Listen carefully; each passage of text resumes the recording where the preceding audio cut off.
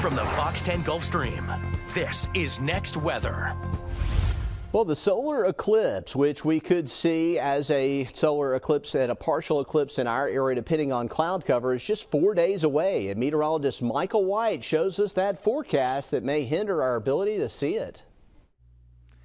Don't I look ready for the eclipse on Monday? Yep, got the special glasses on. I'm all set to be able to watch it. I'm hoping you have got your ISO rated glasses too, so you can see the eclipse. But here's the bigger question.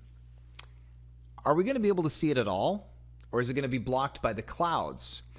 As we take a peek at some of the model guidance, now keep in mind, we're not within 60 hours of the event, so there's no high-resolution modeling to check the cloud coverage out. So we're going to go to the GFS, which is the main American model, and that's a glimpse at 10 o'clock in the morning, Monday. That 100 represents total percent of cloud coverage. It would be overcast if that's correct. We go to 1 in the afternoon, which is when the eclipse would be happening. I think maximum totality for us is about 80%, and I think that would be about 12:30 to 12:40, I think, is when it's going to take place, and that's 1 in the afternoon, and you can still see 97% cloud coverage. So, it'll still get dark, obviously, but if that verifies, we're really just not going to be able to see the thing at all, and that's a look at 4 o'clock in the afternoon. Same thing, just an overcast sky. Here's an interesting side note. Grabbed this model off the net, and this is an ensemble look.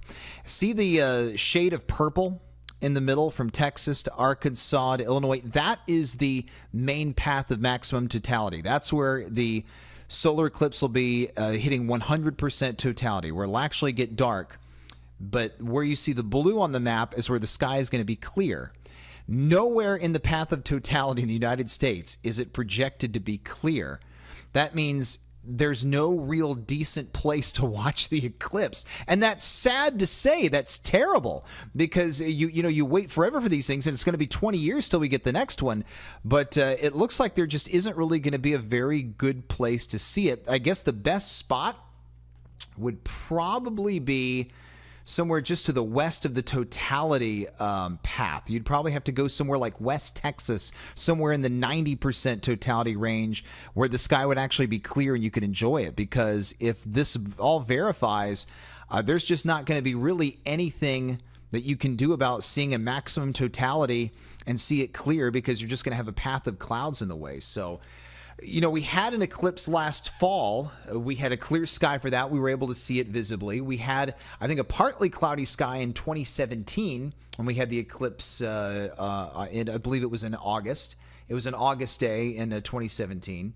And this time, we might not get so lucky with actually being able to visibly see it. We will hope for the best. We all know that the computer model guidance has been wrong before. And this is not high-resolution modeling, keep in mind. We'll get that over the weekend, and we'll be keeping you updated on the cloud coverage projection. But regardless, we're going to have a special that you'll be able to watch on Fox 10 for updates on the eclipse on Monday afternoon. It's still going to be very exciting, because it will be quite a while till we get the next one.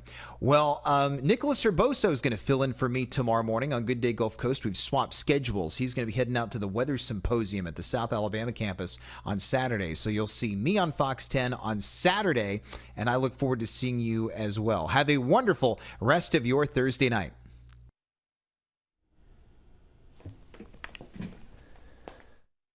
The 2024 hurricane season is fast approaching, and the experts at Colorado State University have released their much-anticipated seasonal outlook. And this forecast is rather eye-opening. 23 named storms, 11 hurricanes, and 5 major hurricanes of Category 3 or higher. This means it would be an extremely active season, well above that average of 14, 7, and 3. Now, this is based off of a lot of data, and going back in history of their April outlooks, this is the biggest outlook they have ever issued from Colorado State. Some of the factors that are going into this: extremely warm ocean temperatures that we're observing right now in the tropical Atlantic, in the Atlantic Basin. Also, we have a developing La Nina. Now, we're in El Nino right now, and what El Nino does, that typically reduces tropical activity in the Atlantic thanks to upper-level winds being just a bit stronger. But in a La Nina, the wind shear that we saw during El Nino weakens, and the Atlantic is open for the possibility of more storms and, in fact, some more intensifying storms. So what do you need to do about this? Remember, it only takes one storm to make your season active. So have a plan and be prepared. I'm meteorologist Nicholas Herboso.